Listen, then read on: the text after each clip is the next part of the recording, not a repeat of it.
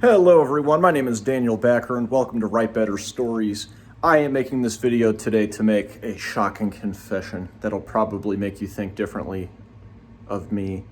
I have abandoned the last 3 books that I've read, and I was on a roll there for a second. I think I finished like 6 books in a row, which is pretty uncommon for me because usually over the course of that many books I'll find one that I start and I don't really want to finish. But I read some really cool ones like White Teeth, which I love, and The Hidden Journey by Andrew Harvey, which was a really cool spiritual journey about a guy in India. And what else did I read? Ant Kind, that was another one in that streak. I think that was the first one in that streak. The Cave in the Light, that was another one in there. So the point is that I hit a lot of those that I really liked, and then I got the book Dark Money by Jane Mayer, which was actually really, really good. It was about the Koch brothers and many other billionaires that are bankrolling a lot of the right-wing and conservative political agenda in the United States. And this book actually made a really big impression on me, and I managed to get a lot of inspiration for the book that I'm currently writing from Dark Money. But it was about 500 pages long, and I got 350 pages into it.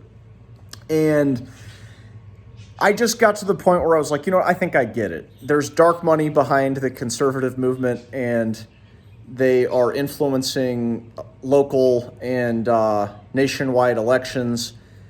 And so much of the beginning of the book really grabbed me because it was much more about the personal lives and family histories of the Koch brothers and the weird, quirky billionaire things that they did. There's this guy named Robert Scaife who grew up with penguins at his house, and when he got into a fight with his mistress, as she was avoiding a subpoena, they rolled her up in a carpet and hauled her out like that to make it look like it was just movers. So things like that were really cool.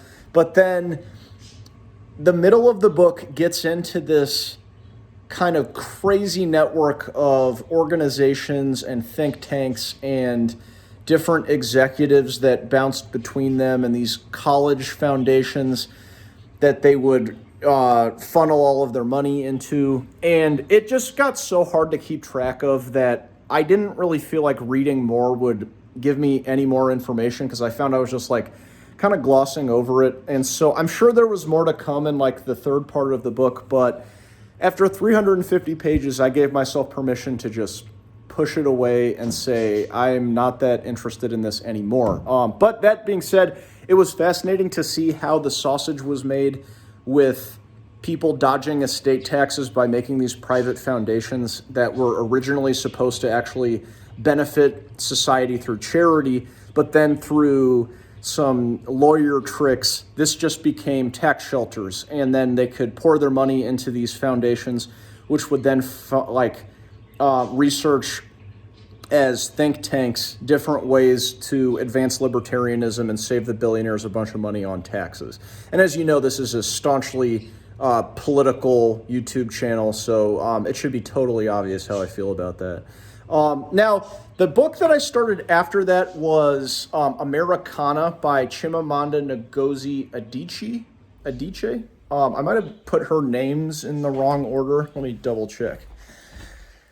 Chimamanda Ngozi Adichie. Oh, no, I did say it right. I shouldn't have second guessed. So I was excited to read this book, and the first 50 pages of it I actually liked a lot. I enjoyed hearing about the main character and how she was excited to go back home after being at Yale for a long time, and all of the baggage she felt like she would have to deal with by going home and two worlds colliding. That was all an interesting premise. But then I feel when people give writing advice to say don't give too much backstory, this is what I thought could have benefited this book. And it's a national or New York Times best-selling book, and so it might be your cup of tea, but after getting a touch of what the present moment was and then going years in the past to talk about her schooling and upbringing and meeting her old boyfriend and everything like that, it didn't really seem interesting enough for me to get excited about continuing it. Like, it'd be different if they were doing these flashbacks to these kind of crazy dramatic moments, but I'm not sure it really grabbed me, and I felt immense guilt. But I got about 100 pages into it, and I was like, you know what? I'm sorry, I can't do this anymore. I'm going to move on. So I decided to start up Moby Dick again. Now, Moby Dick was a book that I didn't really abandon on purpose, but I just got distracted and interested in other things. A couple months ago, I got about 125 pages into it the first time, and I'm doing a substitute teaching job right now that allows me a bunch of free time to read. And why that is a matter of a different discussion. But Moby Dick, I started again from the beginning, and the first 100 pages of that book I think are awesome.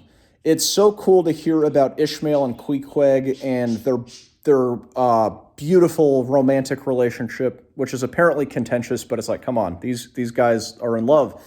And the way that Herman Melville describes all of these icy conditions, and then his sort of xenophobia, or not Herman Melville's, but Ishmael's xenophobia toward Queequeg, and then the sort of melting away of the ice as he becomes more enamored of Queequeg, and they become friends, and he realizes that it's he might be a cannibal and a pagan, but he's actually a pretty good guy. I thought all of that was really well written.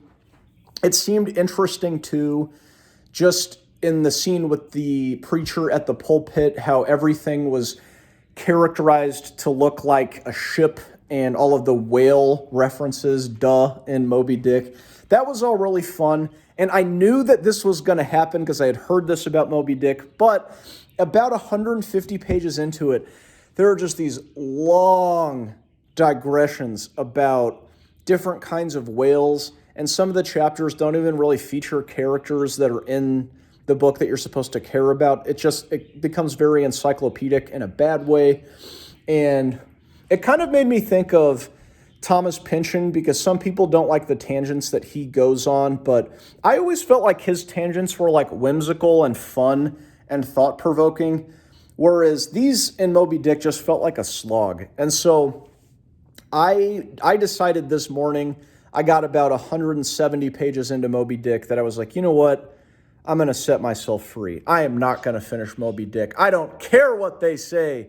So I didn't do it. I think when I was younger, I used to feel more pressure to power through a book that I didn't really like, because it felt like there was something important about, don't be a quitter, finish it, and that'll, make sure that you have a good life. And I don't think that's true. I think that at a certain point, especially in a book like Moby Dick that's over 600 pages long, I don't know, there's so much life to live that if 170 pages into a 600-page book that you're starting to get a little bored and not excited to pick it up again, just don't finish it. Who cares? Nobody gives you a reward for finishing a book.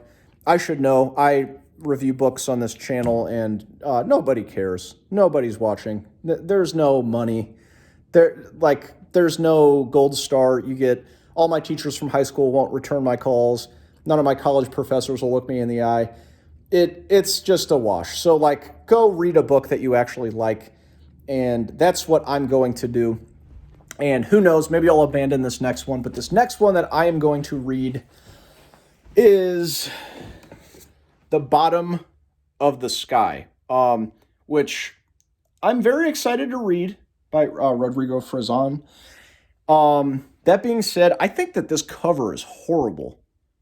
This looks like this was made in 10 minutes in an amateur graphic design class. So I'm terribly sorry for whoever made this, but I hope the book is good. This book is actually where I heard of the book Nightwood. They mention it, and I think one of the sentences in the introduction that the prose is as good as Nightwood, and you should know on this channel that I really like Nightwood. And so I'm going to take a crack at The Bottom of the Sky, and then hopefully in the next couple weeks I will have finished it. But if I don't, then I'm not going to lose any sleep over it. So I hope this helps you write better stories, or at least quit stories that just aren't doing it for you. Goodbye.